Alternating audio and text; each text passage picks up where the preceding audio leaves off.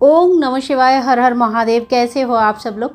सावन की महीना शुरू होने वाला है। बहुत ही पावन महीना है। इस बार सावन बहुत खास है। सोमवार से शुरू हो रहा है, सोमवार को अंत हो रहा है। टोटल 5 जो सावन सोमवार हमें मिल रही है। और सावन के सोमवार की व्रत करने से या सावन में पूरे सावन के महीना मिट्टी की शिवलिंग की पूजा करने से आपका किसी भी प्रकार का मनोकामनाएं पूर्ण हो जाती है। तो मिट्टी की शिवलिंग की पूजा हम लोग घर पर डेली कैसे करेंगे, चलिए देख लेते हैं। तो सबसे पहले देखिए, आप अपने गमले का मिट्टी ले सकते हैं। तुलसी की मिट्टी छोड़ के कोई भी मिट्टी ले सकते हैं। और कंकड़ पत्थर या कीड़े मकोड़े नहीं होना चाहिए, इस बात का ध्यान रखें।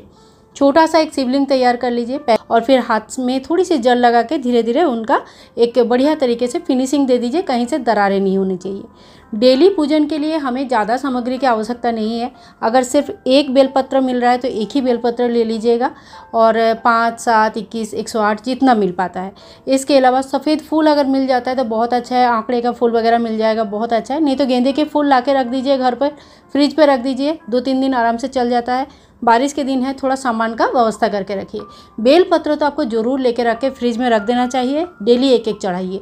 ये काम आप डेली करना, ठीक है। इसके अलावा अगर आप जप करना चाहते हैं तो एक रुद्राक्ष की माला ले लीजिएगा। थोड़ी सी आप भस्म की व्यवस्था जरूर कर लीजिएगा। ये सब ऐसी चीज़ें हैं जो घर पर आप स्टोर करके रख सकते हैं और डेली पूजन में काम आएगा, ठीक है। यहाँ पे देखिए, मैंने भोग प्रसाद ले लिया, चंदन लिया, भस्म लिया है, चावल ले लिया है, अक्षत लिया है, थोड़ी सी फूल बेलपत्र और कपूर लिया है आरती के लिए। कच्चा दूध आपको जरूर लेनी चाहिए अभिषेक के लिए। अगर संभव नहीं है तो सिर्फ शुद्ध जल से भी अभिषेक कर सकते हैं। और थोड़ा सा दक्षिणा, डेली दक्षिणा चढ़ाना भी बहुत बड़ी बात होती है। और पूरे टाइम पे दक्षिणा चढ़ाने के बाद सावन के अंत में उसको दान करना रहता है। तो पूरे सावन का हर दिन का दक्षिणा, मतलब हर दिन का दान का एक महत्व आपको मिल जाता है। अब देखिए पूजा कैसे करनी है। तो एक थाल लेंगे जिसमें थोड़ी सी काना, जिसका ना इस तरह का होगा, जो गहरा होगा थोड़ा सा। और एक छोटी सी प्लेट हमने यहाँ पे उल्टा करके रखेंगे। उल्टा करके इसलिए रखेंगे क्योंकि मिट्टी की शिवलिंग है। ये अगर ज़्यादा देर तक हमें मतलब दूध या जल में रहेगा तो गल जाएगा। तो पूजा करते करते ही शिवलिंग का गलना ठीक नहीं है, सही नहीं होता है। इसीलिए इस तरह से भगवान को बैठाया जाता है। शिवलिंग का जो जलधारी होगा वो आपका नॉर्थ के साइड यानी कि उत्तर के साइड होगा। ये जो डायरेक्शन है ना, इसको बिल्कुल ध्यान में रख के पूजा करना। फिर धूप और दीप प्रज्वलित कर लेना। तो ये जो है ना, मंदिर में डेली पूजा कर सकते हैं। अलग से चौकी लगाने की इच्छा है, विशेष मनोकामना से पूजा कर रहे हैं तो अलग से चौकी लगा ले, नहीं तो डेली पूजा आप अपने मंदिर में कर सकते हैं। इसके बाद देखिए, शिव जी की पूजा में सबसे पहला जो काम होता है वो है भगवान का अभिषेक। अभिषेक सबसे महत्वपूर्ण होता है। अलग अलग इच्छाओं के लिए अलग अलग चीज़ों से अभिषेक किया जाता है। अगर आप डेली पूजा कर रहे हैं तो गंगा जल से या गंगा जल मिश्रित नॉर्मल जो शुद्ध जल होता है उससे ओम नमः शिवाय का मंत्र जप करते हुए पहले एक बार शुद्ध जल से स्नान कराए भगवान को।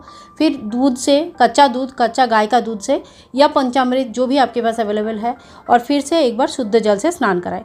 जब लास्ट बार आप शुद्धिकरण का स्नान कराएंगे, जो भी आपने अभिषेक किया है उसके बाद, तो उसमें कोई भी दूध, दही, घी, शक्कर, मधु, कुछ भी चीज़ जो भी है वो भगवान शिव जी की शिवलिंग में नहीं होना चाहिए, साफ होना चाहिए। हाथ से साफ मत कीजिएगा क्योंकि ये मिट्टी की है, गल जाएगा। तो आपको धीरे धीरे पानी से ही साफ करना पड़ेगा, जिस तरह से मैंने यहाँ पे पूजा करके आपको दिखाया है। अब इसके बाद आप जनेऊ चढ़ाए, कलावा चढ़ाए, ओम वस्त्रम समर्पयामि। इस तरह से डेली जनेऊ नहीं चढ़ा सकते तो डेली छोटा सा एक कलावा चढ़ा दीजिए। फिर चंदन लगाए। देखिए, मिट्टी की शिवलिंग है, किसी भी हालत में टूटनी नहीं चाहिए। चंदन आप ऊपर से धीरे से अनामिका का प्रयोग करते हुए ऊपर से चढ़ा दीजिए। चंदन लगाने के बाद भस्म चढ़ाए। भगवान को भस्म बहुत प्रिय होता है, बहुत ही ज़्यादा। जितनी बार जो भी चीज़ें आप चढ़ाएंगे, ओम नमः शिवाय, ओम नमः शिवाय, ओम नमः शिवाय, इस तरह से मंत्र बोलते रहिए मन ही मन। फिर सफ़ेद फूल है तो सबसे अच्छा है, धतूरा आकरा का फूल है तो बहुत अच्छा है। नहीं है तो आप कम से कम गेंदे की फूल ही ला के रख दीजिए घर पर, वही एक एक चढ़ा दीजिएगा। गेंदे के फूल काफ़ी दिन तक घर पर आराम से फ्रिज में रह सकते हैं, लेकिन एक बार चढ़ा हुआ फूल बार बार नहीं चढ़ता है। परंतु बेलपत्र एक बार चढ़ाने के बाद भी धोकर दोबारा चढ़ा सकते हैं। अब बेलपत्र चढ़ाने के लिए एक खास नियम होता है। कम से कम एक बेलपत्र पे आप ओम जरूर लिखिए। ओम लिखिए, चंदन से लिखिए। सफ़ेद चंदन है, पीला चंदन है, लाल चंदन है, जो भी है आप ओम लिखिए। बाकी दोनों पत्ते में चंदन का टीका दीजिए, या ओम लिख सकते हैं या नमः शिवाय लिख सकते हैं। और भगवान शिव जी के ऊपर उल्टा करके, यानी कि जो चिकना पार्ट है वो शिव जी को टच करते हुए इस तरह से चढ़ाइए। अपनी मनोकामना भगवान से कहे कि हे भगवान, मेरे मनोकामनाएं पूर्ण करे, मेरे मदद करे। तो इस तरह से आप बाकी चंदन में भी, बाकी जो पत्ते हैं इसमें भी चंदन लगा के चढ़ाइए। आप चाहे तो, अगर समय है आपके पास तो ओम लिख के चढ़ाएं, नहीं समय है तो खाली टीका लगा के चढ़ा दीजिए। एक भी पत्ते चढ़ाएंगे कोई दिक्कत नहीं, आप चाहे तो 5, 7, 11, 21, 108 जितने समय है, जितने आपके पास मतलब आपका इच्छा है, जो भी सामर्थ्य है उस हिसाब से आप भगवान का पूजा कर सकते हैं। लेकिन बेलपत्र आपको जरूर चढ़ाने हैं, ठीक है। सफ़ेद फूल भी, अगर एक फूल, एक बेलपत्र, एक लोटा जल से भी भगवान की पूजा की जा सकती है। जितना भी कम सामान है कोई दिक्कत नहीं है, बार बार बोल रही हूँ। इसके बाद भोग चढ़ाना है, तो अगर संभव है तो चावल का खीर का भोग थोड़ी सी बना लीजिए, भगवान को चढ़ाए। नहीं संभव है तो बतासा, रामदाना या कोई भी सफ़ेद मिठाई की भोग, दूध से बना हुआ कोई भी मिठाई की भोग, मीठी चीज़ें का भोग लगा दीजिए। और भगवान को डेली भोग लगाने के लिए आप बतासा लेके रख सकते हैं, एक एक बतासा डेली चढ़ा दीजिएगा। और डेली थोड़ी सी दक्षिणा आप भगवान के सामने जरूर रखें, चाहे 1 रुपया ही सही। अगर 1 रुपया है, 10 रुपया है, 20 रुपया, 50, 60, 70, जितना आपकी सामर्थ्य है, डेली थोड़ी थोड़ी रखते रहिए। और जब सावन ख़त्म हो जाएगा तब आप जो है ना, वो पूरा जो पैसा आपने जमा किया है एक डब्बे में जमा कीजिएगा, वो पूरा मंदिर में या किसी ब्राह्मण को, किसी ज़रूरतमंद व्यक्ति को दान कर दीजिएगा। इसके बाद हम आरती करेंगे कपूर से। अगर कपूर से अलग से आरती करने का टाइम नहीं है तो आप अपने दिया में एक कपूर डाल दीजिएगा। कपूर की धीमी धीमी खुशबू घर में आएगी, बारिश के लिए भी बहुत अच्छा है, भगवान शिव जी को भी बहुत पसंद है। फिर हम कपूर से आरती कर लेंगे, धूप दिखाएंगे, दीप दिखाएंगे, घंटी बजाएंगे और भगवान को आह्वान करेंगे, आओ भगवान भोग लगाओ। तो इस तरह से भगवान का नित्य पूजा हो जाता है। फिर जिससे भी हम आरती किया है उसे जल का आचमन देते हुए 3 बार जल घुमा के नीचे जल छोड़ देंगे। और जो भी पूजा में रही कमियों की, जो कमियां है, इसके लिए हम माफ़ी ज़रूर भगवान से मांग लेंगे और भगवान से अपनी मनोकामनाएं पूर्ण करने के लिए ज़रूर कहें। दक्षिणा को आप जमा कर दीजिए और जो धूप और दीप है जिसमें जलाया है पीतल के है, इसको धोकर दोबारा सवेरे यूज़ कीजिएगा। और कहते हैं कि सुबह पूजा करूं या शाम को, तो देखिए सवेरे पूजा करने का विशेष महत्व है, लेकिन भगवान शिव जी की पूजा शाम को प्रदोष काल में भी होता है।